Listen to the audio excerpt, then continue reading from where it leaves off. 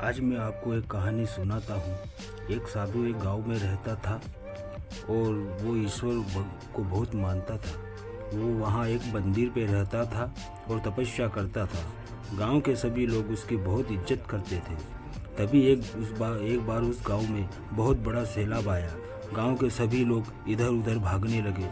साधु अभी भी उस मंदिर पर बैठकर तपस्या कर रहा था। तभी एक आदमी उनके पास आया।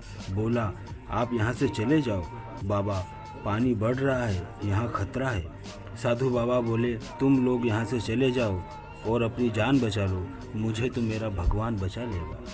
पानी का लेवल धीरे धीरे बढ़ने लगा। कुछ समय बाद पानी साधु महाराज की कमर तक आ गया। फिर अचानक एक नाव साधु महाराज के पास आई और उस नाव में बैठे आदमी ने साधु महाराज को कहा कि आप मेरी नाव में आ जाओ। तब साधु महाराज ने उनसे भी यही कहा कि तुम यहाँ से चले जाओ, अपनी जान बचाओ, मुझे तो मेरा भगवान बचा लेगा। पानी का लेवल बढ़ता ही जा रहा था। फिर साधु महाराज मंदिर की छत पर चढ़ गया। अब वहाँ पर एक हेलीकॉप्टर आया। हेलीकॉप्टर में बैठे आदमी ने साधु महाराज को हेलीकॉप्टर में आने का कहा और साधु महाराज ने उनसे भी यही कहा कि तुम यहाँ से चले जाओ, मुझे तो मेरा भगवान बचा लेगा। कुछ देर बाद पानी का लेवल और बढ़ गया और उन साधु महाराज की मौत हो गई। और जब मरने के बाद महात्मा स्वर्ग पहुँचे तो उन्होंने ईश्वर से कहा कि मैंने आपकी इतनी तपस्या की, भक्ति की, फिर भी आपने मुझे क्यों नहीं बचाया, आपने ऐसा क्यों किया। तब भगवान ने कहा, अरे मूर्ख, मैं तो तुम्हें 3 बार बचाने आया था।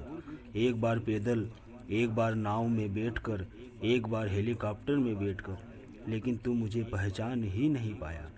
तेरे पास 3 मौके थे अपनी जान बचाने के लिए, लेकिन वो तीनों मौके तूने अपने हाथ से गंवा दिए।